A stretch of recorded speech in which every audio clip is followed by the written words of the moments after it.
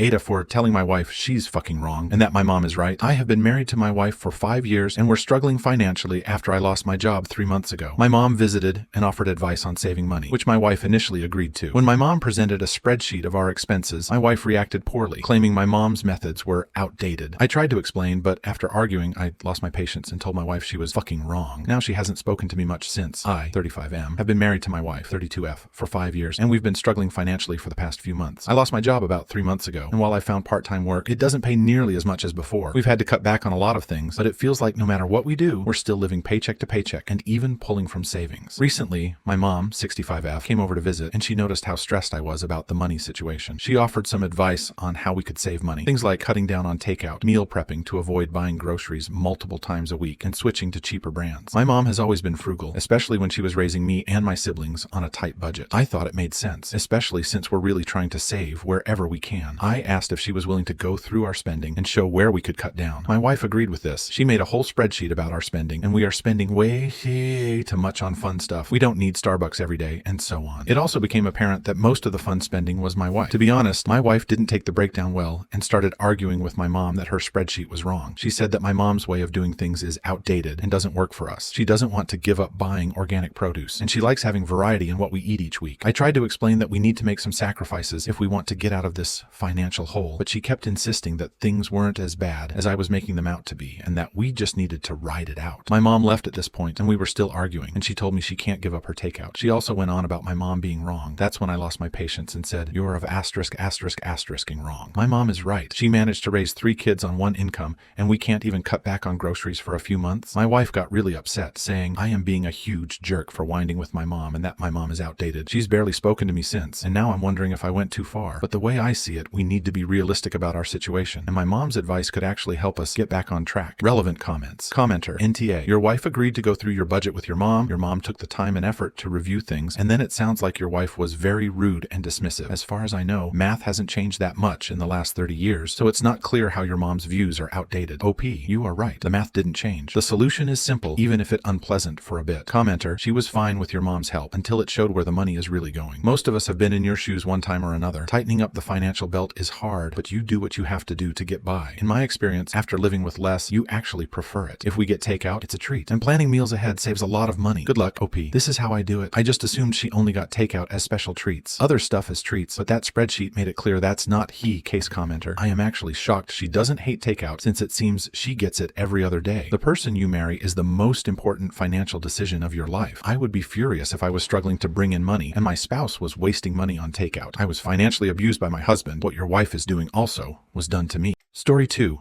AIO. After my girlfriend flirted with men and dismissed my feelings, I met my girlfriend Tessa back in January.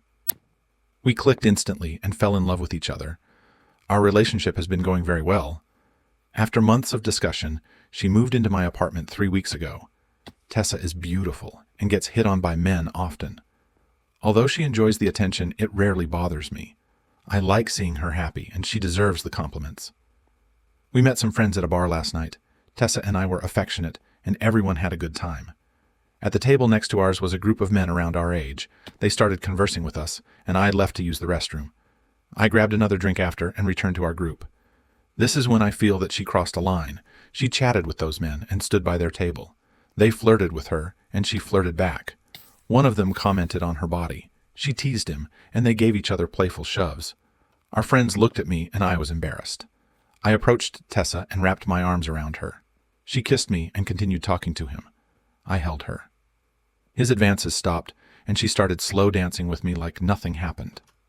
On the drive home, I told her she made me uncomfortable in front of our friends. She claimed she did not know what I was talking about. I asked how she would feel if I flirted with women in front of her. She said she was being friendly, and called my jealousy cute. I said she acted more than friendly towards those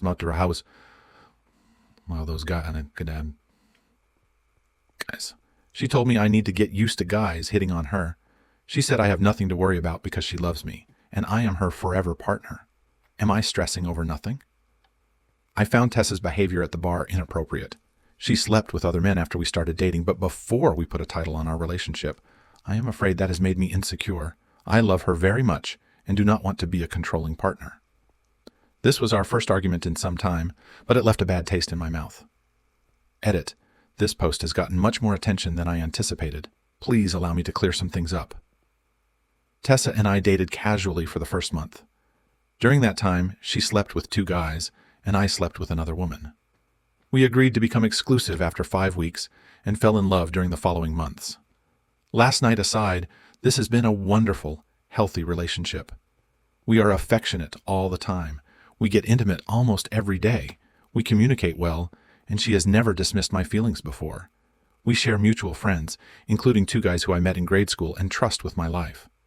They all have told me that on the nights she went out with them, and I was not present, she talks about me a lot. She always shoots down men that hit on her, telling them she has a boyfriend. When we are out together and she gets hit on, she is the one who makes it known she is taken. She typically grabs my hand, kisses my cheek, or flat out introduces me as her boyfriend the moment a move is made on her. Last night is the exception. Story 3, I regret exposing ex-fiancé on social media. About 2 weeks ago, I went on a mad rage and exposed my ex-fiancé of 7 years on Instagram for cheating on me with her coworker. She was telling people we had split on mutual terms, not mentioning anything about cheating until Elle found out.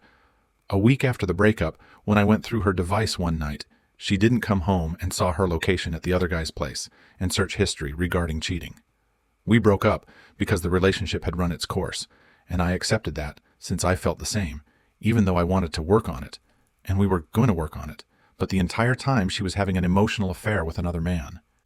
When I confronted her about the cheating the next day after she spent the night with him, she was a mess for a couple of days, and we even got back together for the weekend until she spoke with him in person again, and he essentially told her, "This door is closed," so she broke up with me again. The second time hurt more than the first time. We started the process of breaking the lease and moving out, which took a couple of weeks. She wasn't talking to him since he blocked her, but they still worked in the same area. Throughout the weeks, we kept having discussions on how the relationship didn't work, because we were growing at 2 different rates, and she needs to be fulfilled and happy, which is fair, and I agreed with her. She kept speaking about how she will be alone and take time for herself to understand what she wants in life. Anyway, the first day she had moved out to her new apartment, she forgot we were sharing locations, and I saw that she spent the night again at his place. The next day she comes back to the apartment to pick up some furniture, and I tell her that I knew she spent the night at his place again because we were sharing locations. "Why do you need to see my location? We broke up." "Yes, but I cannot remove my love for her, since we spent more than a decade knowing each other and 7 years in a relationship." She was checked out of relationship a long time ago, whereas for me it is still so recent and painful. I have an obsession which I know isn't healthy. That same night, I posted something on my IG story regarding a song that goes something like, "The love of my life is with the love of her life," and she responded to that story with, "I hope you're hanging in there," while I knew she was with him since she really didn't have her apartment set up properly. This caused me to get so angry because it was a giant slap to the face because she knows how I feel and yet said something like that while being with the other man. The anger kept festering until I couldn't hold it and just went on a 5-6-story post explaining the situation on how she was cheating on me with her coworker the entire summer right after I had proposed to her. This caused a giant backlash, with people messaging me supporting me, some of her coworkers and friends asking me what happened. I know they contacted her, and she gave them some fake narrative, since I still have access to her social media accounts from a time when she used my computer to log into her accounts a while ago. I don't know what she has been telling people along with the affair partner, but they were able to flip people's opinions and have me be called a liar. I could have taken it to another level by exposing her messages with him, saying how much they love each other that night, but I didn't, because it would have shown how insane I have become throughout this entire ordeal. She called me that night since I had blocked her on IG, and I just went psycho mode, telling her I don't care anymore. I am tired of the lies, and that she never really cared about me, and how she couldn't wait to be with him even after telling me all the BS about being alone and needing time to heal. I had regretted doing it the next day since my anger started to go away, but the damage was done and I ruined whatever future relationship I could have had with her, even if we stayed as friends, because she is an amazing person who just couldn't deal with negativity anymore and did what she felt was right. Everyone tells me otherwise, but she was so patient with me throughout the years and kept trying to push me to become the best version of myself, but I kept failing her, and never had ambition on my own. That's why she fell in love with another man who had the things she wanted. I regret exposing her on social media because I will never be able to talk to her again. I've apologized to her by text, and she is strictly done with me since I tried to destroy her image, which was something she worked so hard for throughout her career. I know she is happy with him, and I've seen the difference in the way he actually treats her versus how I did. I never shown her affection. I just made sure the home was taken care of, that she was taken care of, but I never gave her flowers. I never told her how beautiful she was when she would get ready for our weekly date nights. She would try to push me to finish my degree, get more active, develop my social circle in the new city we had moved to, but I never kept my promises, yet she kept moving forward in life. She got her dental degree, and now she is in her final year of residency. I just had a good-paying job and made sure she was taken care of, made her feel safe, but never truly loved. Her and her new BF will be successful, since they're both in the same profession, and will be able to do things her and I could have never done due to my limitations. There's so much I regret not doing for her due to my inability of expressing love in the way she was yearning. I understand why she had an emotional affair with a man that could show her that the love she was seeking was out there. It just wouldn't be with me. I regret losing my best friend, the person that I went through so much in life with, over a fit of rage. I know I need to remove her accounts from my computer since I just keep hurting myself seeing pictures of them kissing and sending each other reels just like how we used to do. But it is so difficult. I need to stop this obsession in order to move on. I just miss her. Sorry for rambling and horrible grammar. I am just free writing at this point without double-checking things. Story 4. The worst has happened. Well, y'all, it's official. My STBXH is going to be living with AP shortly. I found out because he mentioned finally getting an apartment where our son would have his own room. Stupid me. I asked if he'd have a roommate since the cost of living here is high. His response, I'm going to be living with my girlfriend. Guess she got the upgraded title she was looking for. She's moving here to be with him. I'd been doing well for months with low contact and not asking about their relationship. It was going to come up sooner or later, but it does hurt that we're not even divorced yet, and she's already got girlfriend status. I've detailed my story here before. AP was a co-worker. She's in the US on a worker's visa and works in a new city every season. I guess I figured their relationship would fizzle once they went long distance, but I guess it only made them stronger. Really thought he'd move on and find someone local. It is what it is. Too woovy. My concern, my kiddo.